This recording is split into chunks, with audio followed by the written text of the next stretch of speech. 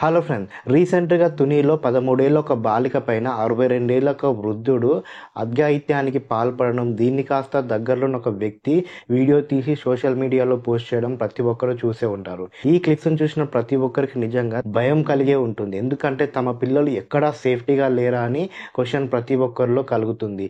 ఏం జరిగింది అసలు ఈ సంఘటనలో? ఈ విషయంలో మనం ఎవరిని నిందించాలి, ఎవరిని క్వశ్చన్ చేయాలన్న దాని గురించి మనం వీడియోలో మాట్లాడుకుందాం ఫ్రెండ్స్. వీడియోలోకి వెళ్తే తునిలోని ఒక బాలిక గురుకుల పాఠశాలకి ఒక 62 ఏళ్ల వృద్ధుడు వచ్చి, నా మనమరాలు ఇక్కడ ఉంది, తనకు హెల్త్ బాగోలేదు, ఇంజెక్షన్ చేపించి తీసుకొస్తానంటూ ఆ స్టాఫ్ని అడిగాడంట. ఆ స్టాఫ్ ఆ పాపని ఇతను మీ తాత అనగా, అవును మా తాత అని చెప్పినట్టుగా తెలుస్తుంది. లెటర్ కూడా రాసి సైన్ కూడా చేసిందంట ఆ పాప. ఆ వృద్ధుడు తాటిక నారాయణరావుగా తెలుస్తుంది. ఆ బాలికను ఆ వృద్ధుడు దగ్గరలో ఉన్న ఒక సపోటా తోటకు తీసుకెళ్ళి చెయ్యరాని పనులు చేయడం స్టార్ట్ చేశాడంట. ఆ తోటకు సంబంధించిన ఒక వ్యక్తి వీళ్ళను చూసి వీళ్ళ దగ్గరికి వచ్చి, అసలు ఏం చేస్తున్నారు మీరంటూ ఒక వీడియో ఆన్ చేసి వీడియో రికార్డ్ చేయడం స్టార్ట్ చేశాడు. ఇప్పుడు ఈ 62 ఏళ్ల వృద్ధుడు ఈ తాటిక రామారావు అనే ఒక కీచకుడు యొక్క నిజస్వరూపం బయటపడుతుంది. వీడు నిజంగా ఆ పాపకి తాత కాదు, ఆ పాపకి తాతే లేడు, ఆ పాపకి తండ్రి కూడా లేడు. ఇలాంటి పాపని వీడు మాయమాటలు చెప్పి అక్కడికి తీసుకొచ్చినట్టుగా తెలుస్తుంది. అండ్ ఇది మొదటిసారి కాదు ఫ్రెండ్స్, ఇది 4వ సారి అన్నట్టుగా కూడా తెలుస్తుంది మీడియాలో కొన్ని కథనాల ప్రకారం. అండ్ ఇక్కడ సదరు వ్యక్తి వీడియో తీస్తుండగా అతను, నేను కౌన్సిలర్ని, నేను ఎవరినో తెలుసా అన్నట్టుగా ఈ వ్యక్తి పైనే బెదిరింపులు స్టార్ట్ చేశాడు. అండ్ ఈ వ్యక్తి గట్టిగా క్వశ్చన్ చేస్తూ, పాప ఎవరమ్మా నువ్వు, ఎందుకు ఇక్కడికి వచ్చావు అని అడగగా అతడు భయంతో ఆ పాపను తీసుకుని అక్కడి నుంచి బైక్ పై పారిపోయాడు. దీన్ని కాస్త ఈ వ్యక్తి సోషల్ మీడియాలో పోస్ట్ చేయడంతో ఇది కాస్త వైరల్ అవడంతో ఈ పాప యొక్క తల్లిదండ్రులు వీడియో చూసి తమ కూతురే అన్నట్టుగా చాలా ఆవేదనకు లోనయ్యి ఆ హాస్టల్కి వచ్చి ధర్నాలు మొదలుపెట్టారు. అండ్ ఈ వీడియోలో ఉన్న వ్యక్తిని పోలీసు వాళ్ళు వెంటనే అరెస్ట్ చేశారు కూడా. అండ్ ఇక్కడ ఈ ముసలివాడి పైన పోక్సో చట్టం పడ్డట్టుగా తెలుస్తుంది. అండ్ ఇక్కడ మనం ముఖ్యంగా ఆలోచించుకోవాల్సింది, ఈ ముసలివాడు ఈ 62 ఏళ్ల వృద్ధుడు ఆ పాప యొక్క పక్కింట్లో ఉంటున్న వ్యక్తి అని తెలుస్తుంది. అండ్ ఇది మొదటిసారి కాదు, 4వ సారి. ఈ 4 సార్లు వచ్చినప్పుడు కూడా ఈ స్టాఫ్కు అనుమానం రాలేదా? పేరెంట్స్కి ఒకసారైనా క్వశ్చన్ చేయలేదా? ఎవరో ఒక అతను వచ్చి వెళ్తున్నాడు, మీకు సంబంధించిన వాడా అని?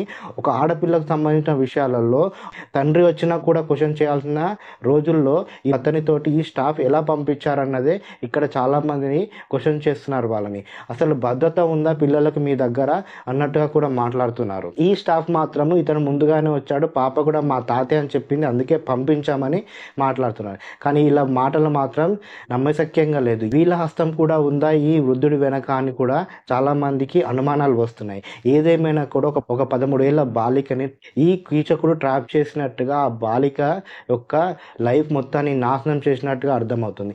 ఈ వీడియోలన్నీ వైరల్ అవడంతో, ఈ వీడియోలలో ఆ బాలిక కూడా ఉండడంతో నిజంగా చాలా ఆవేదనకు లోనవుతున్నట్టుగా తెలుస్తుంది. ఇక్కడ మనం ఈ సిస్టంలో ఉన్న లోటుపాట్లను మనం క్వశ్చన్ చేయాలి. ఒక ఆడపిల్లను బయటకు పంపించేటప్పుడు ఒక తల్లిదండ్రులకు ఇన్ఫార్మ్ చేయాలనే బేసిక్ నాలెడ్జ్ లేకుండా ఇక్కడ స్టాఫ్ పనిచేస్తున్నారంటే వీళ్ళని ఖచ్చితంగా అరెస్ట్ చేయాలి, వీళ్ళని బర్తరఫ్ చేయాలి వీళ్ళ ఉద్యోగాల నుంచి. చాలా మంది తమ పిల్లల్ని ఇంటి దగ్గర ఉండి చదివించలేమని పేదవాళ్ళు ఇలాంటి గురుకుల పాఠశాలకు విద్యార్థులను పంపిస్తుంటారు. వీళ్ళు ఇక్కడైనా సేఫ్టీగా ఉంటారు, ఇక్కడైనా మంచిగా చదువుకుంటారని ఒక ఆలోచనతో మాత్రమే. ఇలాంటి చోట కూడా సేఫ్టీ లేకపోతే ఆడపిల్లలకి ముందు చదివించడానికి కూడా భయపడతారు పేరెంట్స్. ఇలాంటి సంఘటనలు జరుగుతూనే ఉంటే ఆడపిల్లల్ని బయటికి పంపించడానికైనా కూడా ఆలోచిస్తారు పేరెంట్స్. ఇక్కడ ఈ పేరెంట్స్ కూడా మనం క్వశ్చన్ చేయాలి ఫ్రెండ్స్. ఆ పాప యొక్క ప్రవర్తన ఎలా ఉంది, పక్కింటి వాళ్ళతో ఎలా మాట్లాడుతుంది, ఎవరితో ఎలా ఉన్నది అన్నది కూడా ఈ పేరెంట్స్ అబ్జర్వ్ చేస్తుండాలి. టీచర్స్ కూడా అబ్జర్వ్ చేస్తుండాలి. మానసిక నిపుణులు కూడా ప్రతి స్కూళ్ళల్లో ఉండాలన్నది ఇలాంటి సంఘటన బయటకు వచ్చినప్పుడే తెలుస్తుంది. ఆ పాపని చాలామంది క్వశ్చన్ చేస్తున్నారు, ఎందుకు వెళ్ళింది అన్నట్టుగా. కొంచెమైనా బుద్ధి ఉండి ఆలోచించండి. చిన్నారికి ఏం తెలుసు అని ఏదో ప్రలోభ పెట్టుంటాడు, లేకపోతే ఏదో చేసి భయపెట్టుంటాడు, అంతే తప్ప ఇలా ఈ పాప ఎందుకు వెళ్ళింది, 4వ సారి వెళ్ళింది అన్నట్టుగా ఇలాంటి వంకర మాటలు, అసభ్యకరమైన మాటలు మాట్లాడకండి. చిన్నపిల్లలకి ఏం తెలుసు, మనం ఆ పిల్లలకి ఏం నేర్పిస్తే అదే అవుతారు, అంతే తప్ప మీరు ఇలా ఒక విక్టిమ్ని క్వశ్చన్ చేయడం కరెక్ట్ కాదు. అండ్ ఇక్కడ మన ప్రభుత్వాలు వెంటనే స్పందించడము, అతన్ని అరెస్ట్ చేయడానికి ప్రయత్నించడము, అరెస్ట్ చేసి తీసుకెళ్తున్న సమయంలో ఇతడు దగ్గరలో ఉన్న ఒక వాగులో దూకి సూసైడ్ చేసుకొని చనిపోయినట్టుగా తెలుస్తుంది.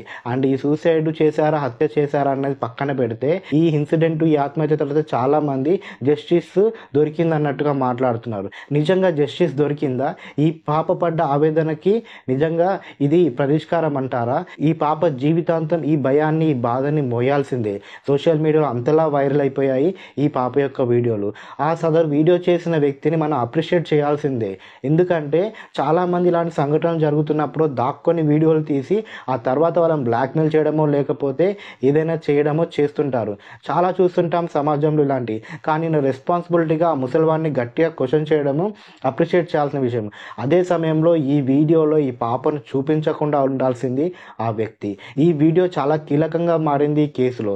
ఈ వీడియో ఆధారంగానే ఆ ముసలివాడి పైన పోక్సో యాక్ట్ కింద కేసు నమోదు చేశారు. నిజంగా ఈ వ్యక్తిని అప్రిషియేట్ చేస్తూనే చాలామందికి ఒక కనువిప్పుగా మారాలి. ప్రతి ఒక్కరి చేతిలో సెల్ ఫోన్స్ అనే ఒక ఆయుధం ఉంది. దీన్ని మంచిగా యూజ్ చేసే వాళ్ళు ఉన్నారు, చెడుకు యూజ్ చేసే వాళ్ళు ఉన్నారు.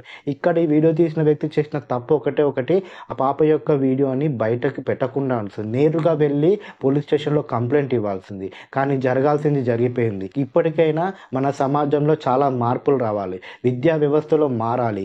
బ్యాడ్ టచ్, గుడ్ టచ్ గురించి మాట్లాడుకోవాలి. పేరెంట్స్ కూడా తమ ఆడపిల్లలకి ఖచ్చితంగా చెప్పాలి ఏంటి మంచో ఏంటి చెడో అన్నది. అప్పుడే కొంచెమైనా మార్పు వస్తుంది. అంతేకాకుండా మీకు విషయం తెలుసా, ఈ 62 ఏళ్ల వృద్ధుడి ప్రవర్తనని ఫిడోఫీలియా అంటారని, ఇది ఒక రకమైన మానసిక రోగం అని, ఇది ఎక్స్ట్రీమ్కి వెళ్ళిపోయే ఛాన్సెస్ ఉంటాయని, అంటే చిన్నపిల్లల్ని చూసినప్పుడు కూడా అసభ్యకరమైన ఆలోచన రావడము ఈ వ్యాధి యొక్క లక్షణం అని కొంతమంది డాక్టర్లు చెప్తున్నారు.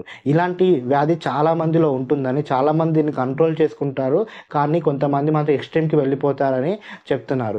ఇలాంటి వ్యాధి మీలో ఉన్నట్టుగా అనిపిస్తే ఖచ్చితంగా మీరు డాక్టర్ని కన్సల్ట్ అవ్వండి. ఇది సమాజంలో చాలా దురదృష్టకరమైన సంఘటన. ఈ సంఘటన తర్వాత మనం ఎలాంటి జాగ్రత్తలు తీసుకోవాలి మన పిల్లల విషయంలో? మీరేమంటారు? మీ ఒపీనియన్ని కామెంట్ బాక్స్లో తెలియచేయండి.